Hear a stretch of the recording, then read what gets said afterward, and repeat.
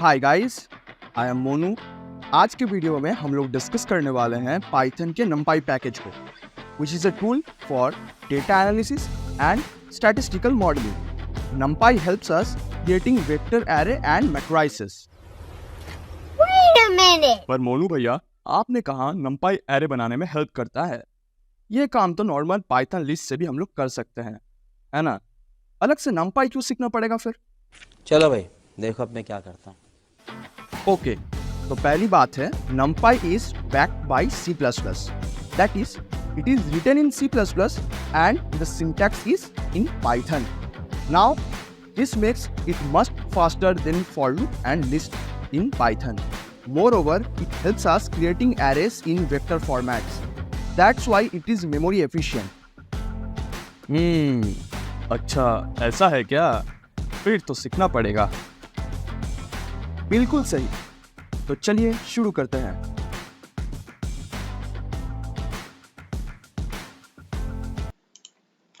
Hi guys, तो आ गया हूं मैं अपने कंप्यूटर स्क्रीन के अंदर। तो चलिए इंपोर्ट स्टार्ट करते हैं। So first we have to install numpy, then matplotlib. If you don't have numpy and matplotlib, you can download it and install it. So to install it, you have to open your CMD. So I'll be opening my CMD and I'll be writing pip install numpy. So it will take a couple of minutes and it will install it. And for me, as it is already been installed, so I'll be seeing this message that the requirement is already satisfied. Then you have to install matplotlib. So I'll be writing pip install matplotlib. And as you can see, my requirements are already been satisfied. So if you don't have these two packages, please install it to continue further. तो चलिए बाकी के कहानी शुरू करते हैं। So हम लोग list comprehension method का यूज करेंगे to see how we can use list for array related purposes. So I have written this command list. So I have created a list and I have used list comprehension. For I in range 1 to 11, then print I as a part of list. So what it will be doing is ये 1 से 11 के बीच में, that means 11 is excluded, so from 1 to 10 it will be appending I, which is the numbers from 1 to 10 in that list. So I have printed that list. You can use this type of methods to save time from appending. If I want to create a multi-dimensional list, I can use this type of command. So I will be having a list and then I'll be iterating it within another list. So मैंने यहाँ पे I use किया था and मैंने अभी उसी के जगह में एक और list को use किया है. So that means it will be creating a multi-dimensional list. So what I have written is I cross I for I in range 1 to 6, that is from 1 to 5, print the square of it and print this list for I in range 1 to 5. So it will print 5 times. So ये multi dimensional जो list होगा वो actually 5 cross 5 का बनेगा। क्यों? क्योंकि यहाँ पे 5 बार 5 times इसमें components भर रहा है and the list is iterating itself for 5 times. So it will be creating a 5 cross 5 matrix. So when I'll be printing it, you can see it is a 5 cross 5 dimensional matrix. Then कुछ basic methods का discuss कर लेते हैं in list. So if we create a blank list, here I have created a blank list, lst equals to blank. Then we use append method to append numbers inside that list. So सबसे basic question जो आपको most preferably पूछा जाएगा in computer exams or in college university level exams कि what is the difference between list and numpy. The basic difference between list and numpy is list can take more different types of variables into consideration. The from variable means I mean that list के अंदर आप integer, string, at the same point of time dictionary भी आप डाल सकते हो and it will don't create an error. But in numpy you have to give one type of variable in numpy. So if it is integer, so the numpy array will be integer only. That's how it works. तो ये बहुत ज़्यादा important एक question है, ये आप note down कर लेना. So I have created a list which is a blank list. Then I have appended 1 2 3 4 by using append command. List.append 1 2 3 4. Then I have printed the list I have removed one. So what it will be doing is that it will be removing one from the list. Then I have printed the list and there is a pop method. तो pop method क्या करता है? Pop method by default सबसे end में जो variable present होता है या फिर जो value present होता है उसको delete कर देता है. So first when will I was appending that it will be printing 1 2 3 4. बाद में जब मैंने 1 को remove किया then it will printing 2 3 4 and the last element is 4 by default, so the pop method will be deleting 4. So what remains? It is only 2 and 3. then मैंने list का type print किया है, so the type of that list is class list. ये आपको ध्यान में रखना है. Now let's start with numpy. So मैंने numpy को as np import किया हुआ है. Now I have created a numpy array. So how you can create a numpy array is by declaring np.array and उसके अंदर आप एक list पास कर सकते हो जिसमें same type of values रखे हुए हैं. जैसे आप in case यहाँ पे देख सकते हो 12, 23, 34 and 45. All these are unit 8, uint 8 basically. So आप यहाँ पे मल्टी डायमेंशनल लिस्ट भी क्रिएट कर सकते हो. It is very much simple. So आपको एक 2D लिस्ट बनाना पड़ेगा and when I am printing the type of it it will provide me numpy and array. ये बहुत बेसिक से चीजें हैं जो मैं आपको बहुत जल्दी जल्दी एक्सप्लेन करते जा रहा हूँ. So how you can convert a list into a numpy array, which is another popular thing that you will be facing in your data analyst projects, in your data science projects or in machine learning. So how we can do is that we have to define a list. In this case I have defined a list outside, like here I have defined a list. Now what I'll be doing is that मैं np.array के अंदर वही list को पास कर दूंगा and उसको एक नया array में स्टोर कर दूंगा. तो क्या होगा, जब मैं लिस्ट का डेटा टाइप जानने की कोशिश कर रहा था तो वो मेरे को रिटर्न कर रहा था class list. Now I have appended it inside numpy array. So what it will be providing me is a numpy and array object. So let's run this and you can see it is a numpy and array object. Now how to append and remove from a numpy array. So in case of list I have already shown you कि आपको कैसे append करना है, कैसे remove करना है and कैसे pop करना है. The process is pretty much simple and the same in numpy. As you can see आप मैं यहाँ पे पहले array को declare किया, then मैंने यहाँ पे 12 को append किया. So you'll be passing a list to append. Now मैं यहाँ पे array पास करूंगा जिसके अंदर आपको append करना है and the axis. It is axis 0 by default because it is a 1D array and I have passed 0. That's why. अगर आप नहीं भी पास करते हो तो 0 by default पास हो जाता है. So let's run this and as you can see 12 यहाँ पे append हो चुका है. But in case मैं यहाँ पे अगर 1 दे देता हूँ तो क्या होगा? Guess it. क्या ये 12 को append करेगा या फिर error return करेगा? Pause this video if you want to try out. Now let's run this. This will give you an axis error. Very simple because it is a 1D array and there is no 2D array concept here. So मैं अगर 12 को 1 axis 1 या that means column wise डालने की कोशिश करूँ तो that will give me an axis error. So if you have guessed it the error part, so you are right then. Now अगर मैं कुछ ऑब्जेक्ट यहाँ पे डिलीट करना चाहूँ तो मैं कैसे कर सकता हूँ? So the command is pretty much simple. Like we will be using remove command in case of list, and in case of numpy we'll be using delete command. So here I have created a numpy multi-dimensional array. Now I have used array np.delete, then array. Array means at some point of time you can face some difficulties or understanding it. It may seem overwhelming at the first point of time, but the main factor is आपके पास always documentation रहेगा. So आप कभी भी अगर problem face कर सकते हो तो आप खुद ही यहाँ पे documentation check कर सकते हो. और what I will be recommending is that आप numpy का जो official documentation है वो भी follow कर सकते हो to know further. Now come back to the presentation itself. So यहाँ पे क्या हो रहा है, numpy.delete, then array. Array means the array I'll be passing. So how it is working is that अगर मैं numpy.delete लिखूँ and उसके अंदर array पास करूँ तो मेरे को फाइल पास करना रहता है कि कौन से इंडेक्स वाला पोजीशंस को मैं डिलीट करना चाहता हूँ. In this case I want to delete the first index array. So this is 23. This is the 0 1 2 3. So 23 is the first index array index value. Then in this array it is 56. In this array it is 89. And मैं कहाँ से delete करना चाहता हूँ इन चीजों को? So I want to delete it from column wise. So मैं एक पूरा column को ही delete करना चाहता हूँ. So that's why I have passed 1 here. So as you can see जब मैं इसको run करवाता हूँ तो क्या होता है, 12, 34 and 45 आता है, 23 गायब, यहाँ पे 56 गायब and यहाँ पे 89 गायब हो चुका है. You can play around with it. आप यहाँ पे अगर 0 प्रेस करके देखो तो लेट्स सी क्या होता है। तो यहाँ पे क्या हुआ, यहाँ पे इसका मतलब आप जो वन इंडेक्स में जो एरे है उसको डिलीट करना चाहते हो, एंड ये आप कहाँ से करना चाहते हो, ये आप करना चाहते हो from the row wise. So row wise operation में क्या होता है, वन इंडेक्स में क्या था 0 1 2, so 1 was this index, so that is deleted, you can see here. So numpy delete is a very useful command, you can use it.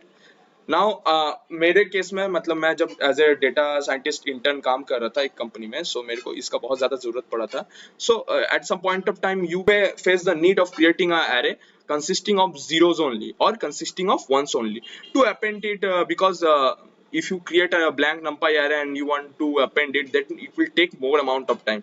Rather than what you can do is that you can create a vector or a matrix of only zeros or only ones, and then you can update the values inside that matrix. So what you can do is you can use numpy dot zeros and mention the rows and columns to get your preferable numpy matrix. So let's run this. So यहाँ पे क्या हुआ है, मैं 3x4 का एक matrix design किया हूँ. So you can see there are 3 rows and 4 columns, right? आप यहाँ पे अगर 2, 3 लिखे तो क्या होगा, yes you guessed it right, यहाँ पे 2 rows and 3 columns आ जाएंगे. Same format goes with numpy 1. अगर मैं 1 का मैट्रिक्स बनाना चाहता हूँ तो I will do is that I will pass row and column number here and it will be creating a matrix of 3x4.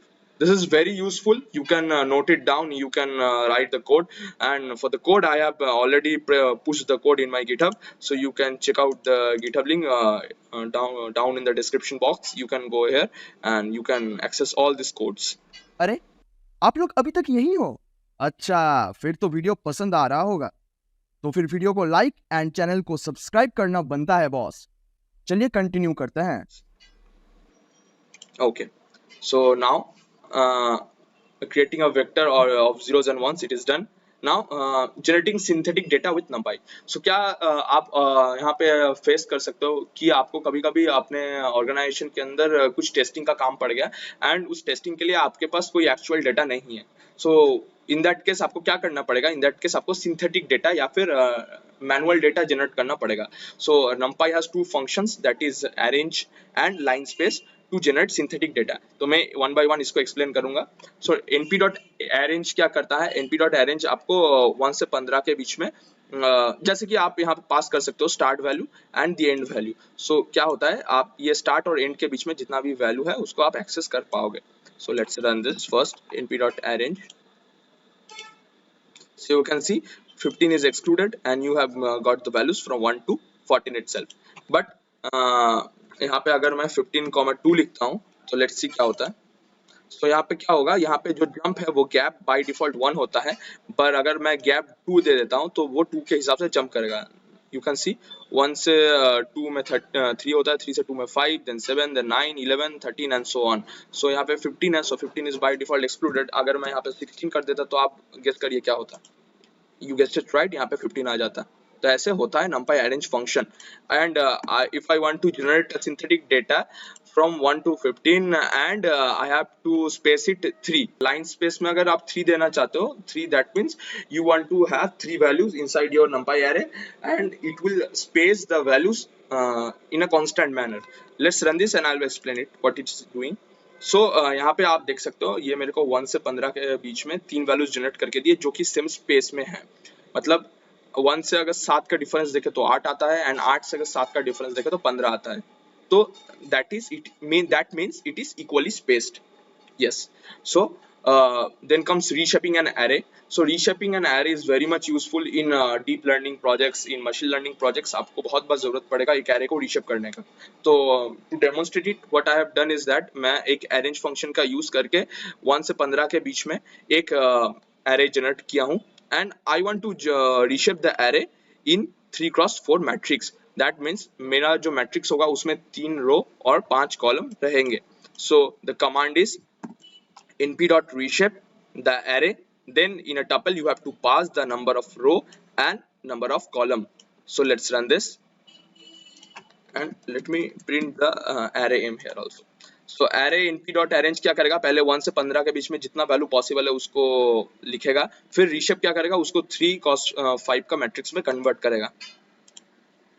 As you can see ये 3x5 के matrix में convert हो चुका है। नाउ लेट्स से मैं यहाँ पे 7 कर देता हूँ, तो आपको क्या लगता है इसका आउटपुट क्या होना चाहिए? वीडियो को पॉज कीजिए एंड गेस करने की कोशिश कीजिए। मैं इसको रन करता हूँ। So you can see the value error. Because why this value error comes? Because it can't reshape the array of size 15 into 3x7. क्योंकि आप जानते हो 3x7 में टोटल 21 एलिमेंट्स होते हैं और मेरे पास बस 15 एलिमेंट है, so I can't create array a matrix of 3x7 from this array only. So I have to write 3x5 and that will do the job for me. Now अगर आप इसको फिर से रिशेप करना चाहते हो, मतलब आपके जो पहला वाला मैट्रिक्स है या फिर जो फ्लैट एरे उसमें कन्वर्ट करना चाहते हो, तो आप डॉट फ्लैटन कमांड का यूज कर सकते हो। What it will be doing is that it will give you the same flattened array, मतलब जो 1D एरे वही आपको वो रिटर्न करके देगा। So let's run this and as you can see आपको वही फ्लैट 1D एरे मिल चुका है। So this is very useful command numpy.reshape. The matrices are the array, which is the array name, and in a tuple you have to pass the number of rows and columns you need. And आप याद रखिएगा कि आप जो row and column number आप देना चाहते हो वो आपका जो 1D array है उसका टोटल वैल्यूज के बराबर होने चाहिए। Okay, so iterating a multi dimensional array row wise and column wise, ये आपको बहुत ज्यादा हेल्प करेगा जब आप कोई ट्रांजैक्शनल डेटा या फिर आप एक स्पेक्ट्रल डेटा को हैंडल करते हो, तो आपको इसका जरूरत पड़ सकता है। Because you want to read the data row wise और कॉलम वाइज। क्या है इसका मतलब, मैं एक्सप्लेन करता हूँ आपको। मैंने यहाँ पे एक मल्टी डायमेंशनल एरे बनाया है। What I want to do is that I want to read the data, यहाँ पे मैं इसको कॉलम वाइज रीड करना चाहता हूँ। मतलब मैं 12 के बाद मेरे को 15 में 45 मिलना चाहिए एंड 78 मिलना चाहिए, ऐसे कॉलम वाइज मैं रीड करना चाहता हूँ। इसके बहुत सारे कारण हो सकते हैं। आप स्केलिंग करना चाहते हो या फिर आप स्टैंडर्डाइजेशन प्रोसेस को करना चाहते हो एरे में। So you want to have this kind of function inside numpy. So numpy provides you, so आपको क्या लिखना पड़ेगा, for I in range array dot shape. array dot shape आपको क्या रिटर्न करता है, array dot shape आपको इस array का shape रिटर्न करता है। And as you can see यहाँ पे जो array का shape है वो है 3x4 एंड मैं जो 1 लिखा उसका मतलब है जो उसका array है वो है 3x4 का, सो इसका लास्ट एलिमेंट होगा 4, तो ये लूप 4 टाइम चलेगा। So let me right it out here for you. तो ये 4 के लिए चलेगा एंड 4 के लिए क्या होगा, मैं लिखूंगा एरे कोलन कॉमा आई। सो मैं जो आई का वैल्यू है वो मैं कॉलम वाइज रीड करना चाहता हूँ। This syntax is for that only and as you can see आपको वही मिल रहा है 12 45 78 23 57 79। That's how it works. अगर मैं इसको रो वाइज करना चाहता हूँ then what I will be doing is that मैं इसको यहाँ पे 0 कर दूंगा एंड ये जो कॉमा है इसको मैं पहले डालूंगा i comma and then colon. Now let's run this. Now as you can see आप इसको रो वाइज रीड कर रहे हो। रो वाइज मतलब 12 23 34 45 एंड सो ऑन। तो ये बहुत ज्यादा यूजफुल है, आप इसको ध्यान में रखिएगा। Then transposing an array, array का ट्रांसपोज करना बहुत ज्यादा हेल्पफुल हो सकता है इन डीप लर्निंग, क्योंकि इमेज रिलेटेड जितना भी डेटा होता है वो मैट्रिक्स से ही रिलेटेड होता है एंड वहाँ पे आपको numpy बहुत ज्यादा हेल्प करेगा। So the command is pretty simple, आप जस्ट लिखिए dot T will transpose the element. यहाँ पे मेरे पास ये एरे था एंड जब मैं कर रहा हूँ ट्रांसपोज कर रहा हूँ तो ये था एक्चुअली में 3x4 का मैट्रिक्स, क्योंकि यहाँ पे 3 रोज एंड 4 कॉलम्स थे, but now as you can see ये रोटेट हो गया है, so the shape becomes 4x3 क्योंकि यहाँ पे टोटल 4 रोज है एंड 3 कॉलम्स है। Okay, now let's see numpy unique command. numpy unique command बहुत ज्यादा हेल्पफुल होता है जब आपको अपने एरे के अंदर यूनिक वैल्यूज को ढूंढ के निकालना है and at the same time you want to get the count of it. Like अगर मेरे पास 10 है तो 10 कितने बार रिपीट हुआ है, अगर मेरे पास 23 है तो 23 भी कितने बार रिपीट हुआ है। You want to know that thing for some reason. So what you'll be doing is that you'll be writing numpy.unique command and you will be passing the array and you'll be writing return counts equals to true. So I have an array of consisting of duplicate and single elements also. So what it will be doing is that आप पहले यहाँ पे वो array का 1D array का जितना भी मेरे पास है डॉक्यूमेंट्स वो रिटर्न करके देगा। So यहाँ पे क्या हुआ 1 12 23 44 and all everything is in one line. Actually ये लास्ट वाला एलिमेंट आपको प्रिंट करके दे रहा है, सो मैं लास्ट वाले को पहले कमेंट आउट कर देता हूँ and I will be showing you from the first one itself.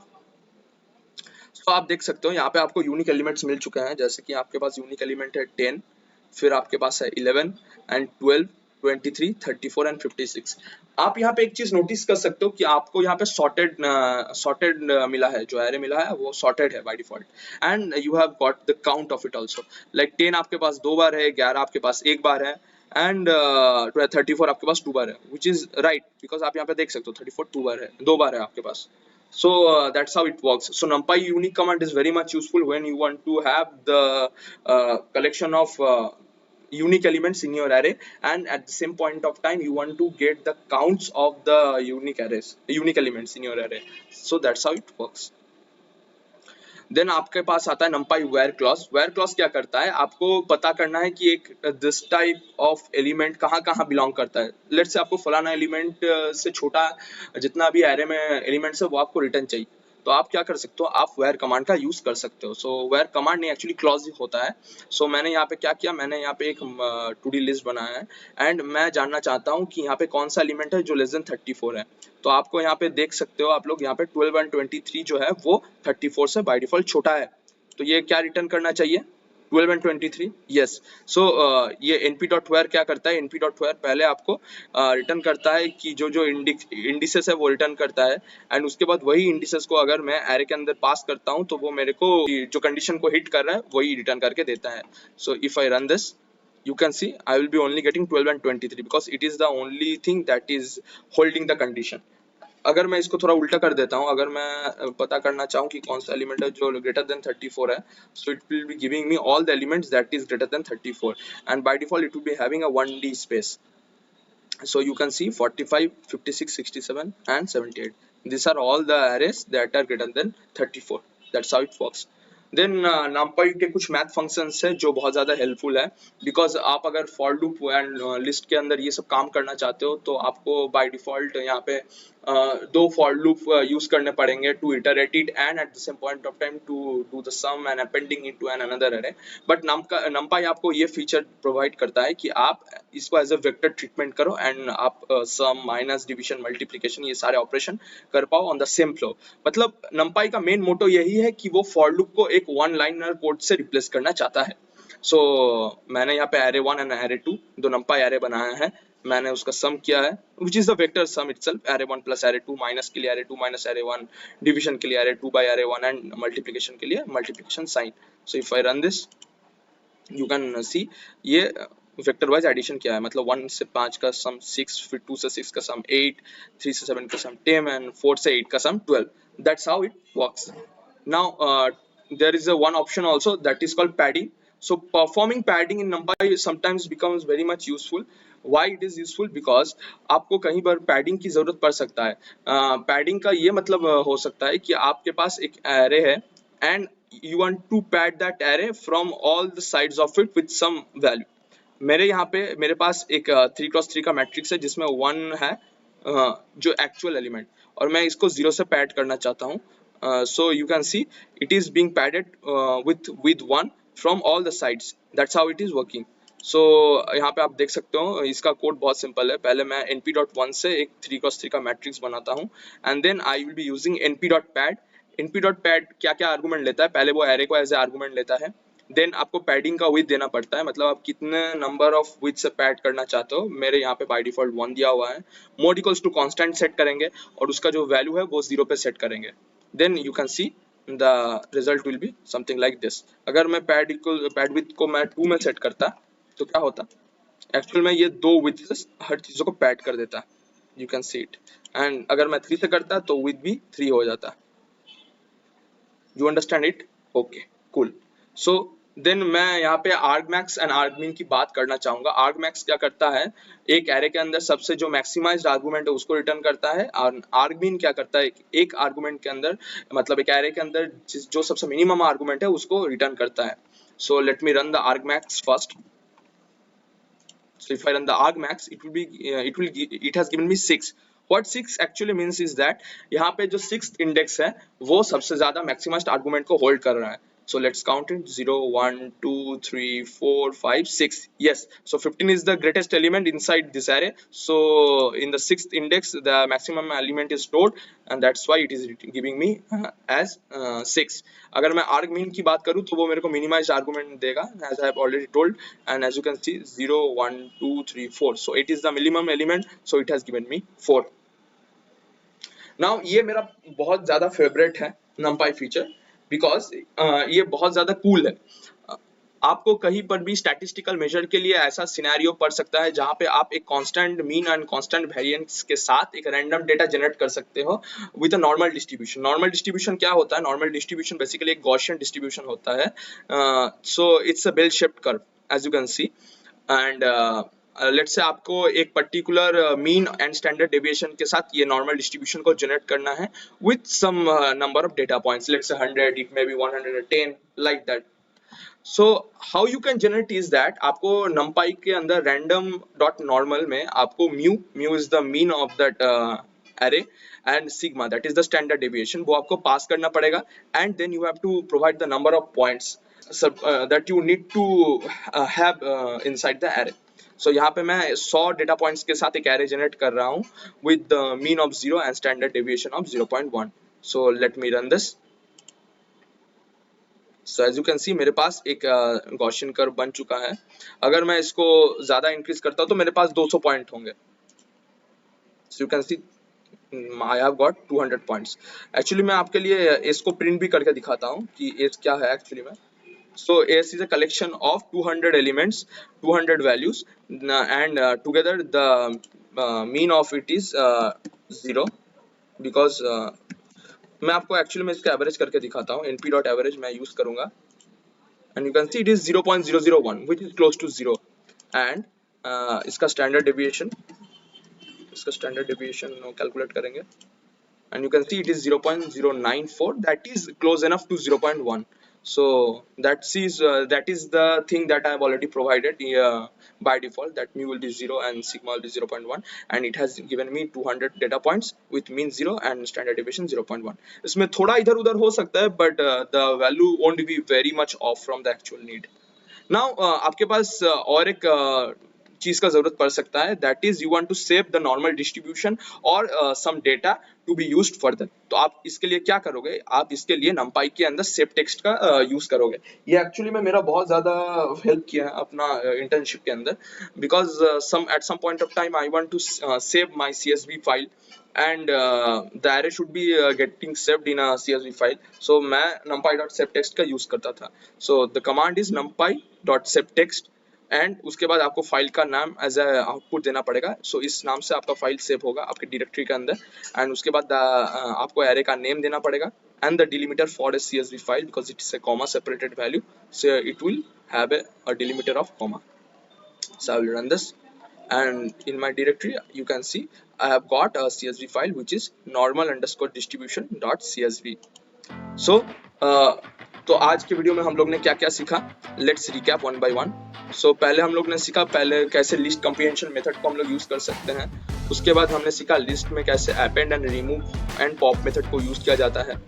हमने सीखा numpy array and numpy multi dimensional array कैसे बनाया जाता है, एंड एक लिस्ट को कैसे numpy एरे में हम लोग कन्वर्ट कर सकते हैं. हमने अपेंड एंड रिमूव करना सीखा numpy एरे में से. हम लोग एक वेक्टर्स बनाना सीखे जो कि 0 and 1 से बनाया जा सकता है. हम लोग ने सिंथेटिक डेटा बनाना सीखा numpy एरे में. रीशेपिंग कैसे किया जाता है, मल्टी डायमेंशनल एरे को रो एंड कॉलम वाइज कैसे रीड किया जा सकता है, एंड एरे को कैसे ट्रांसपोज किया जाता है, ये हम लोग ने आज सीखा. फिर हम लोग ने numpy यूनिक कमांड का यूज किया जो कि आपको यूनिक कमांड्स एंड उसका काउंट रिटर्न करके देता है. हमने सीखा where क्लॉज को कैसे यूज किया जाता है. मैथ फंक्शन मैंने आपको बताया है. There are some also statistical function that you may use because it will be a long video, so I'll be suggesting that you should see the documentation once to have a good grip over it. उसके बाद हम लोग ने padding करना सीखा numpy array में. फिर हम लोग ने आर्गुमेंट को मैक्सिमाइज एंड मिनिमाइज करना सीखा. नॉर्मल डिस्ट्रीब्यूशन कैसे बनाया जा सकता है with constant mean and variance provided by us, ये भी हम लोग ने देखा. ये बहुत ज़्यादा हेल्पफुल है, तो आप इसको ज़रूर नोट डाउन कीजिए.